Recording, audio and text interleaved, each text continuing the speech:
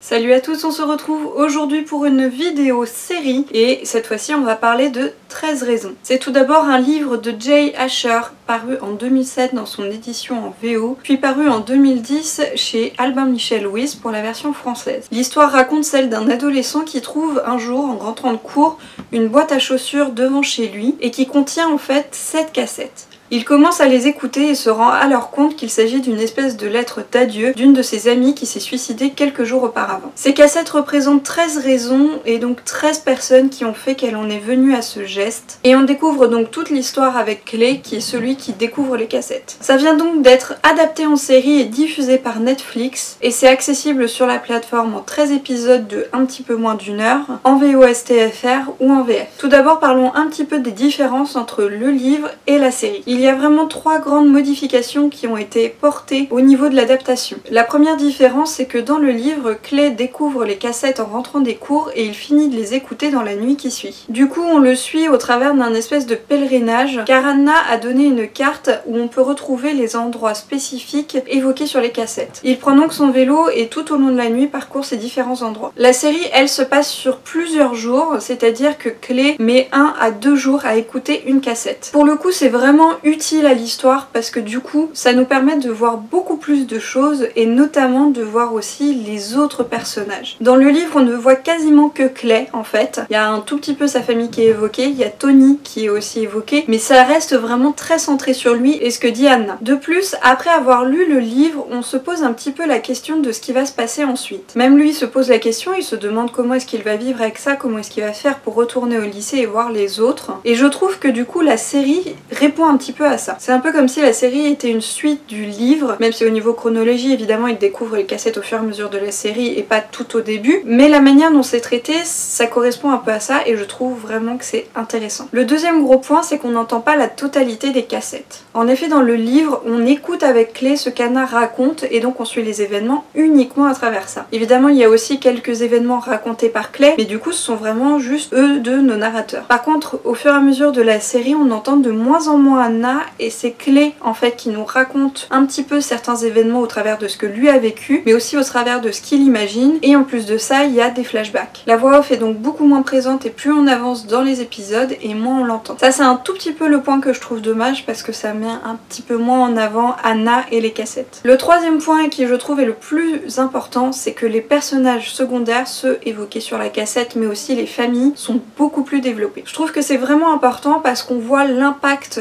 qu'a eu le suicide d'Anna, mais aussi l'impact des cassettes. Concernant les familles, il n'y a pas toutes les familles des élèves, mais il y a notamment celle de Clay et celle d'Anna. Très clairement, quand il y a un suicide, évidemment, ça impacte énormément sur la famille. Et là, dès le début, on voit que la mère est complètement dévastée, elle est en quête de réponse, elle est aussi en quête de justice pour sa fille. La famille de Clay est évidemment moins impactée par ce suicide car ils ne connaissaient pas Anna, mais là où c'est important, c'est qu'ils se rendent compte de l'attitude de Clay au fur et à mesure qu'ils écoutent les cassettes et ils cherchent eux aussi à comprendre ce qui se passe. On voit aussi d'autres parents et c'est là qu'on se rend compte que certains sont complètement démissionnaires ou alors dans le déni ou alors ils ont même pas envie de savoir ce qui se passe dans la vie de leurs enfants et c'est assez important dans l'histoire et notamment pour le développement des personnages car on comprend aussi que certains d'entre eux vivent des choses pas faciles. Alors attention, je ne minimise pas du tout ce qu'ils font et ce qu'explique Anna dans ses cassettes mais on se rend compte qu'elle n'était pas toute seule dans le même cas. C'est assez fou de voir aussi l'impact des cassettes sur les personnes concernées. Il y en a qui disent que Anna ment parce qu'ils veulent se protéger ou alors juste parce qu'ils n'ont pas envie que la vérité éclate parce qu'ils en ont honte ou parce qu'ils savent très bien que ça peut détruire leur vie. Il y a ceux qui donnent l'impression d'en avoir mais juste rien à faire et il y a ceux qui sont vraiment touchés par ce qui a été dévoilé. Du coup on fait face à des remords, à de la colère et aussi à un désir de vengeance notamment de la part de Clay. Plus il écoute les cassettes et plus il est révolté par ce qu'il entend. On voit d'ailleurs très bien une évolution du personnage qui de base était très calme mais qui finalement devient très agressif et surtout il ne comprend pas ce qu'il fait sur les cassettes. Pourquoi est-il une des raisons qui ont poussé Anna au suicide et clairement ça le torture. Il y a aussi 2 autres personnages qui ont été développé, un petit peu moins qui est Jeff et qui est en fait un ami de Clay. C'est un sportif qui se fait aider par Clay pour améliorer ses notes et en fait on se rend compte que lui aussi a envie de l'aider un petit peu au niveau social et on se rend compte que c'est vraiment un personnage très attachant et je trouve très intéressant d'avoir développé ça parce que dans le livre il est juste rapidement évoqué. L'autre personnage c'est Tony, qui est une espèce d'ange gardien pour les cassettes d'Anna. Il est en effet celui qui a pour mission de vérifier que les cassettes passent bien d'une personne à l'autre, et il est un énorme soutien pour Clay tout au long de son écoute. Voilà les principales choses qui ressortent au niveau différence, mais il faut quand même savoir que l'adaptation est vraiment très bien faite. On est même carrément certaines fois à du mot à mot par rapport à ce qui est dans le livre, et ça c'est quand même assez rare pour être souligné. Ils ont enlevé ou modifié vraiment très peu de choses et on est dans une adaptation très fidèle. Ils ont évidemment ajouté des éléments comme je vous le disais vu que la série se passe sur plusieurs jours, notamment un accident à Clay au tout début de la série, ce qui fait qu'il a quand même une grosse blessure sur le front. Et alors là, pourquoi est-ce qu'ils ont ajouté ça? Et bien simplement parce que du coup ça nous permet de différencier le présent des flashbacks ou de l'imagination, des souvenirs de Clay. Je trouve que c'est tout bête, mais ça permet d'avoir une bonne chronologie et de pas trop se perdre dans la série. Ils ont aussi joué sur la lumière pour qu'on différencie les deux avec plus ou moins de couleurs en fonction de la scène. Ces procédés ont permis à ce que les cassettes et le présent soient vraiment mélangés et qu'on n'ait pas des grosses coupures en plein milieu du récit. Pour un avis un peu général du coup sur le livre et la série, je vous les recommande chaudement. Ça aborde des sujets pas évidents, mais c'est vraiment bien traité. Je trouve la série vraiment bien adaptée et je trouve que voir les choses permet de mieux les comprendre et d'avoir un ressenti encore plus fort que dans le livre. C'est vrai que d'habitude on dit toujours que le livre est mieux que son adaptation, mais là la série est vraiment complémentaire et même si vous n'avez pas lu le livre, vous pouvez voir la série, vous aurez quand même tous les éléments. J'avais lu le livre une première fois quand il était sorti en 2010 et j'avais eu un très bon retour, j'avais fait un avis très positif et là du coup je l'ai relu juste avant de voir la série parce que je voulais être sûre de pouvoir bien faire le parallèle entre les deux et mon ressenti était quasiment toujours le même. J'ai vraiment été touchée par cette histoire, aussi bouleversée et j'ai même eu un sentiment de révolte à un moment et ça s'est complètement amplifié avec la série. Je vous avoue d'ailleurs que j'ai terminé la série juste avant de faire cette vidéo et au niveau impact ça m'a vraiment beaucoup plus bouleversée que le livre. Là je vous avoue que c'est clairement pas la joie dans ma tête. J'ai regardé la série en 2 fois, j'en ai même rêvé, j'y pense beaucoup, simplement parce que je trouve que c'est criant de vérité et même si ça a été horrible à voir, je pense que c'est nécessaire des fois de mettre le doigt sur les choses, de les montrer telles qu'elles sont,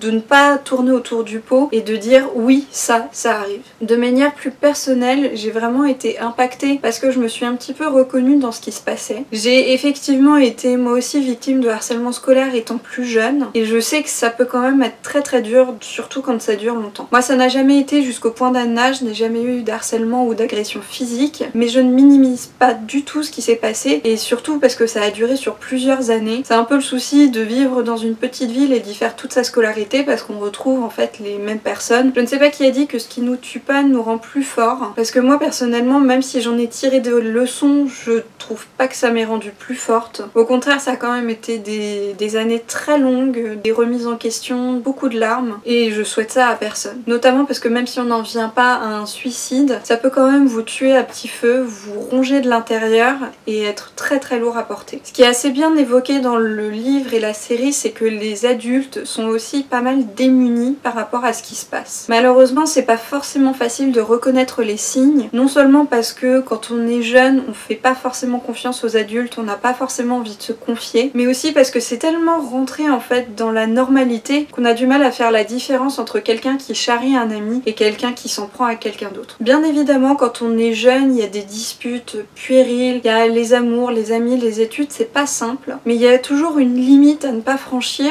et je pense que même en tant qu'enfant ou adolescent, on s'en rend pas bien compte. Dès le début du livre, Anna parle de l'effet papillon et c'est exactement ça. C'est que une petite chose, plus une petite chose, plus une petite chose, ça fait un effet boule de neige et ce qui arrive à la fin, c'est pas forcément joli.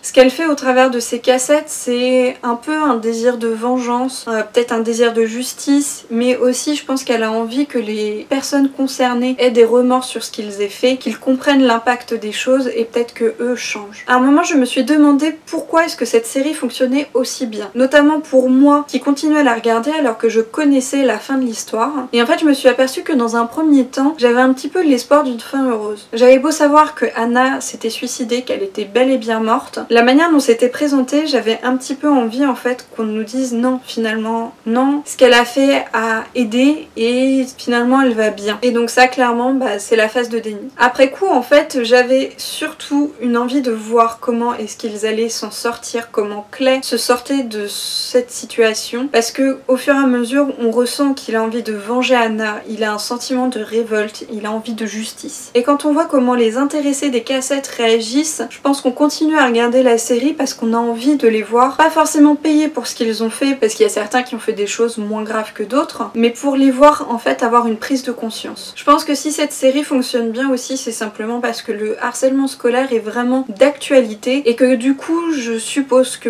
beaucoup d'adolescents qui l'ont regardé se sont reconnus là-dedans, mais aussi des adultes qui l'ont peut-être vécu et qui se retrouvent un peu dans cette histoire. Du coup, au-delà du fait que Netflix et les producteurs s'en mettent un petit peu plein les fouilles parce qu'il faut quand même être honnête, je trouve que cette série peut vraiment aider des gens qui peut-être n'osaient pas en parler, qui peut-être avaient l'impression d'être seuls dans cette situation, et là ça leur permet en fait de se rendre compte que non, ce n'est pas normal, que oui, il faut en parler s'ils le peuvent, dès qu'ils le peuvent, en espérant qu'ils aient quelqu'un à qui ils fassent suffisamment confiance pour le faire, mais aussi qu'il existe des plateformes, des numéros à qui on peut écrire ou téléphoner pour témoigner, et que oui, le harcèlement peut être physique mais aussi moral, et que les deux sont tout aussi importants. Et c'est là qu'est le point fort du livre et de la série, c'est que différents problèmes sont abordés. Il y a le problème de l'alcool, de la drogue, mais aussi des problèmes familiaux, des problèmes à l'école, le harcèlement moral, le viol, le harcèlement physique, les rumeurs, le mensonge, le rejet. Tout ça sont autant de choses qu'il ne faut pas prendre à la légère. Voilà pour cette vidéo qui, je vous avoue, n'a pas été simple à tourner, mais je trouvais important d'en parler avec vous, soit pour vous le faire connaître, donc le livre ou la série, soit pour échanger avec vous à ce niveau-là. Donc si vous avez lu le livre ou regardé la série et que vous souhaitez échanger, n'hésitez pas à me laisser des commentaires. Je tiens juste à préciser une toute petite chose, c'est que si vous vous lancez dans la série, attendez-vous quand même à avoir des images assez crues. Il y a d'ailleurs des avertissements au début de certains épisodes, et même si ces images sont vraiment choquantes, ça reste très important pour illustrer le propos et ne pas le minimiser. Voilà pour moi, je ne sais même pas comment terminer cette vidéo, donc je vous dis juste à la prochaine.